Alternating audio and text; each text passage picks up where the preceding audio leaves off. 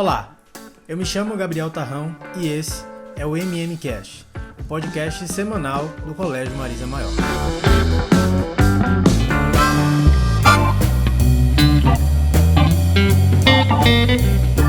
Há um ditado popular que diz que os olhos não veem, o coração não sente. Mas será que isso é verdade? A pandemia revelou uma nova etapa no nosso relacionamento com seres que antes nós só víamos nos livros de biologia com essa frequência.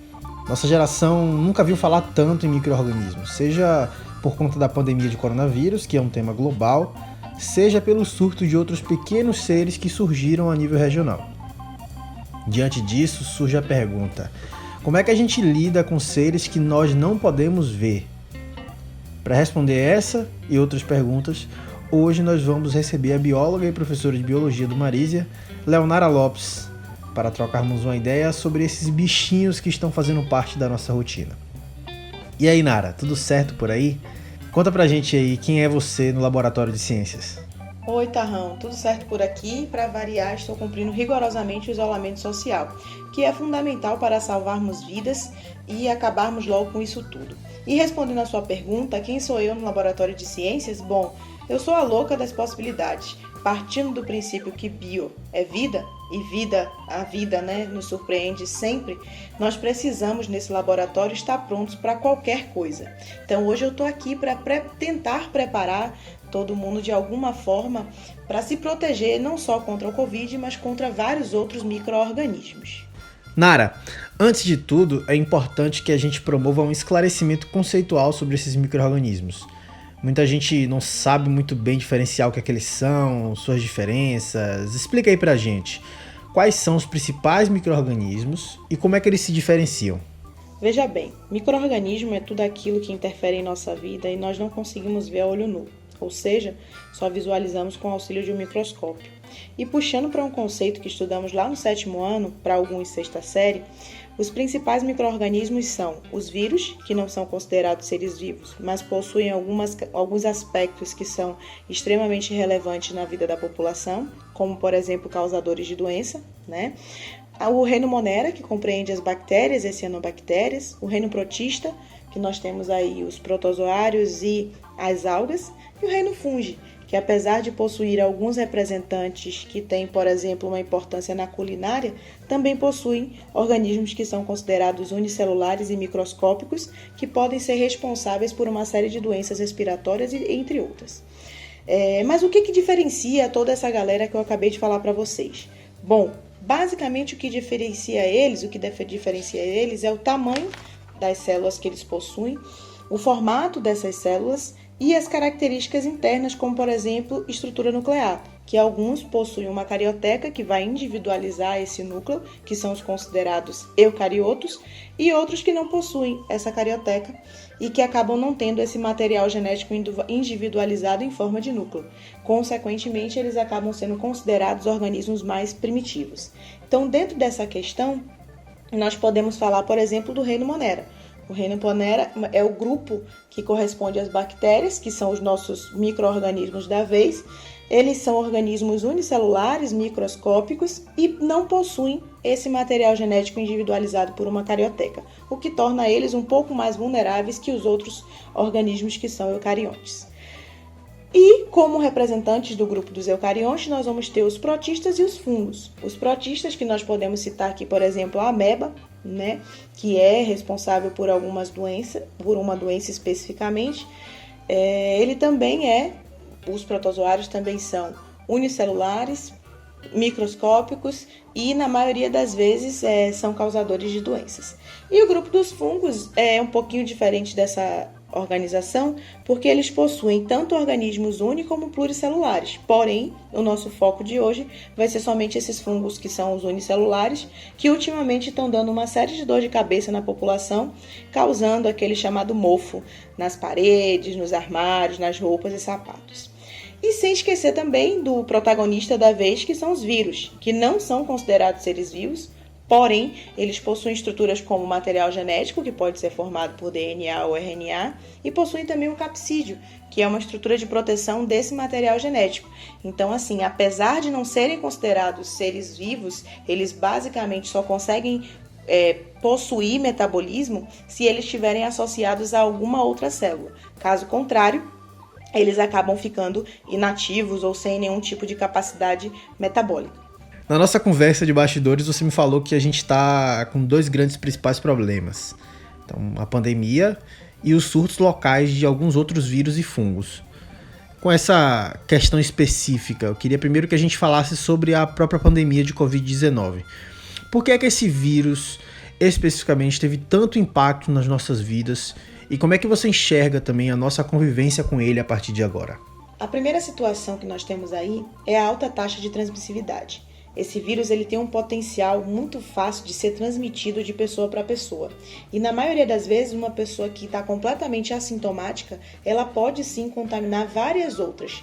Essa mesma taxa interfere diretamente na nossa atitude a partir de agora, que nós vamos precisar reaprender ou relembrar hábitos que nós tínhamos antigamente, que é como, por exemplo, hábitos de higiene que nós tínhamos antigamente, como, por exemplo, lavar as mãos com maior frequência e com qualidade.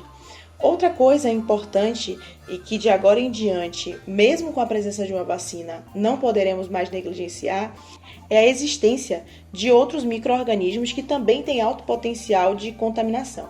Um fator relevante a ser considerado é a importância do isolamento social, pois quanto menor a taxa de circulação de pessoas na rua, menor também vai ser essa taxa de propagação do vírus. Consequentemente, nós iremos conseguir sair dessa situação com uma maior rapidez. Não podemos esquecer também do uso correto das máscaras. Existem muitas pessoas que estão utilizando a máscara de forma inadequada, como, por exemplo, deixando o nariz visível, retirando a máscara e não higienizando a mão com álcool, e retirando essa máscara e não colocando ela para lavar. Ou até mesmo a máscara ficando úmida e a pessoa acaba não trocando. Esses fatores eles acabam complicando a nossa situação com relação a esse potencial de transmissividade.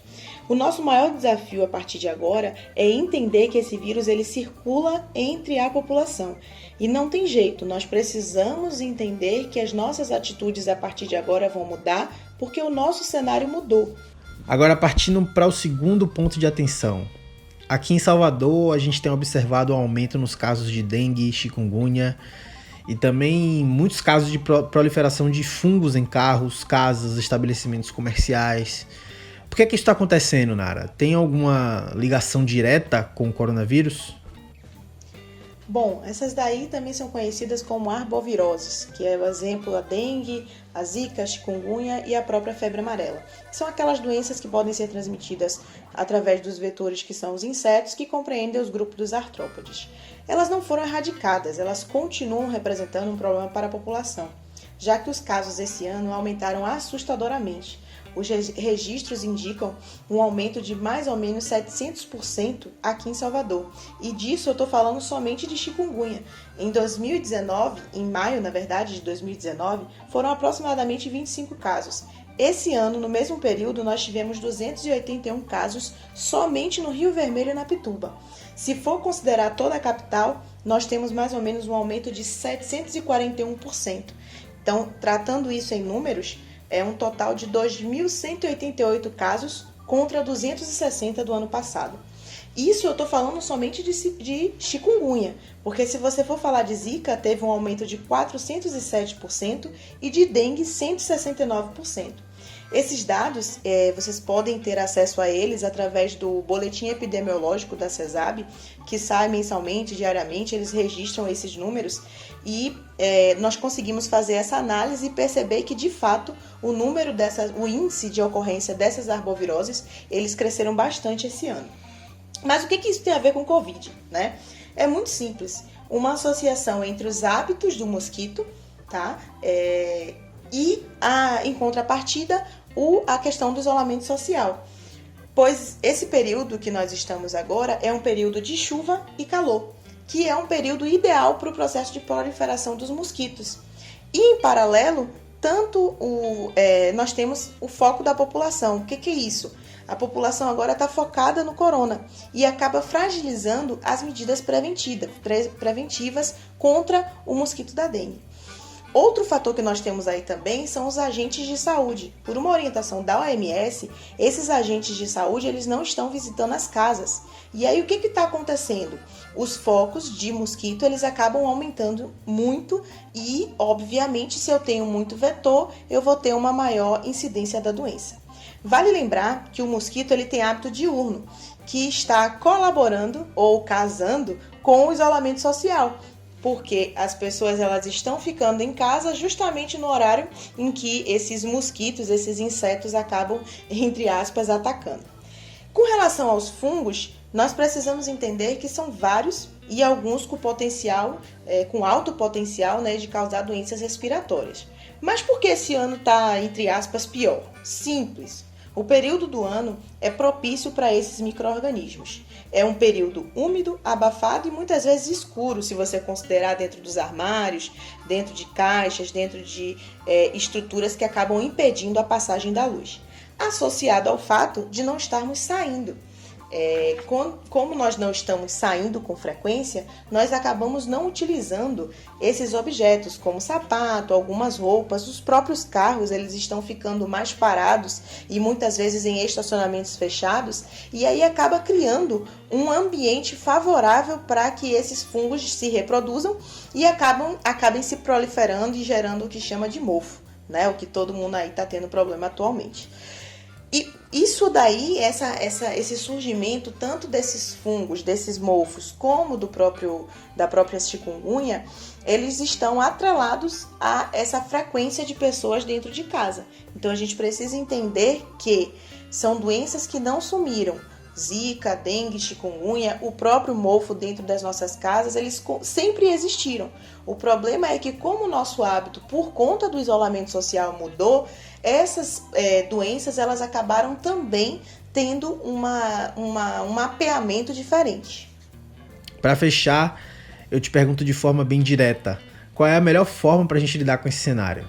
Né? Como é que a gente vai se proteger de um vírus altamente transmissível e ao mesmo tempo evitar outras doenças e a proliferação de fungos? Parece muita coisa envolvendo seres que a gente não consegue ver até que se proliferem. Então, o que é que a gente faz para se proteger e para lidar com esse cenário? Veja só, a gente precisa lembrar que a nossa lista atual de obrigações ela está bem grandinha, mas ela também está bem fácil de ser executada. Relativamente fácil, vamos dizer assim. Então, contra o Covid, especificamente, se possível, nós precisamos cumprir o isolamento social.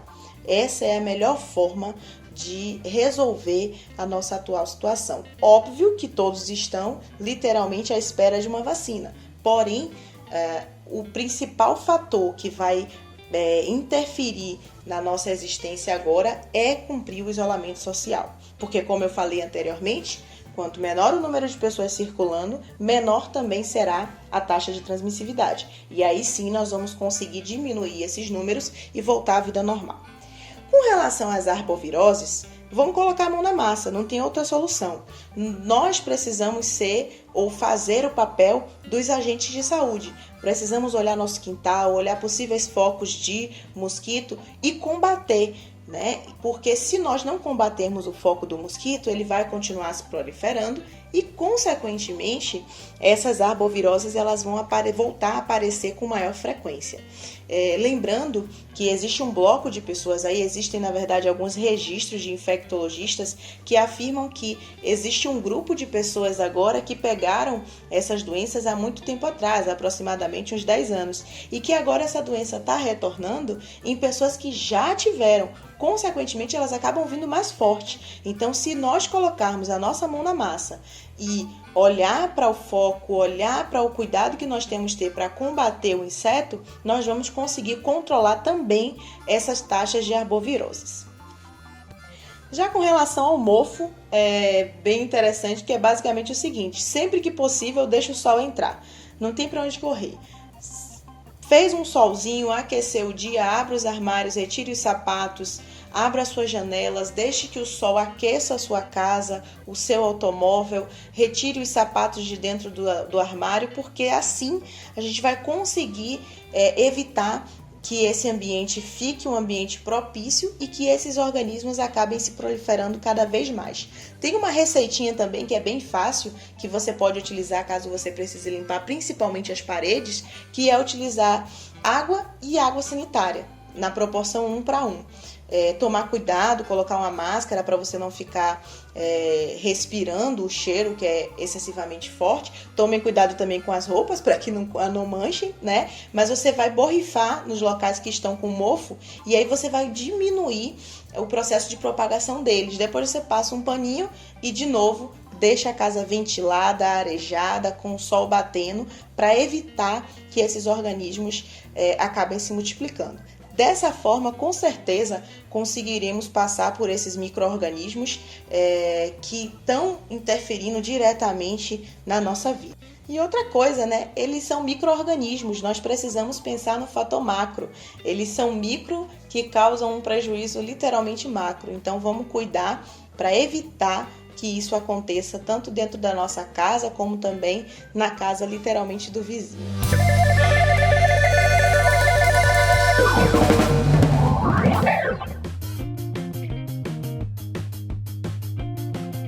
Com todas essas reflexões que fizemos aqui com a professora Nara, a gente chega à conclusão que nem todos os problemas da nossa vida são visíveis e nada como uma pandemia para mostrar que isso é muito verdade. Então precisamos nos cuidar, precisamos nos informar, estar ligados nas especificações científicas sobre os fatos e fazer com que esse momento difícil seja um momento também de aprendizado para a forma como nós lidamos com os aspectos biológicos envolvidos na experiência humana na Terra. Nara, para a gente fechar todo o programa aqui, nosso convidado ou convidada deixa uma indicação para os nossos ouvintes acompanharem e aprofundarem no tema, e eu queria saber de você, o que é que você indica para a galera?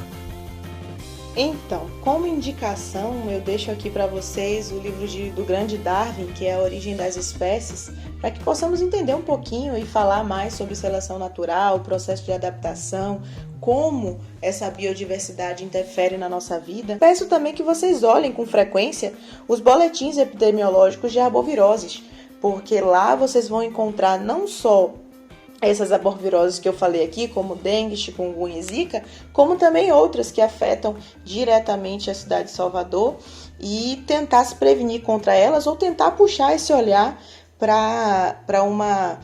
de uma forma, né, mais ampla e uma perspectiva mais real. Então, Nara, muito obrigado pela sua participação.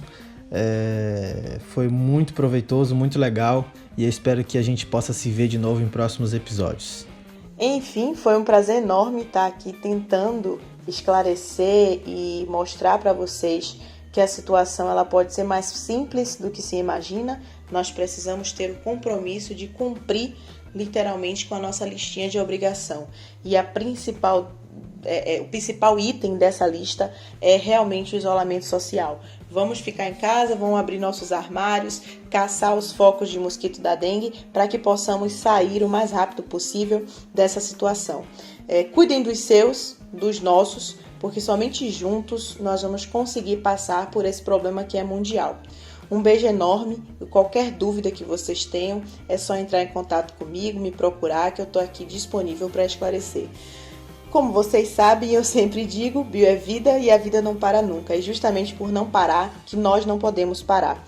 Então, sempre que precisar, busquem informações, busquem dados para que nós possamos conseguir vencer mais uma etapa dessa tão difícil jornada.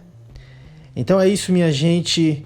Esse foi mais um episódio do nosso MMCast. Espero que você tenha gostado. Na semana que vem nós voltamos. Um abraço.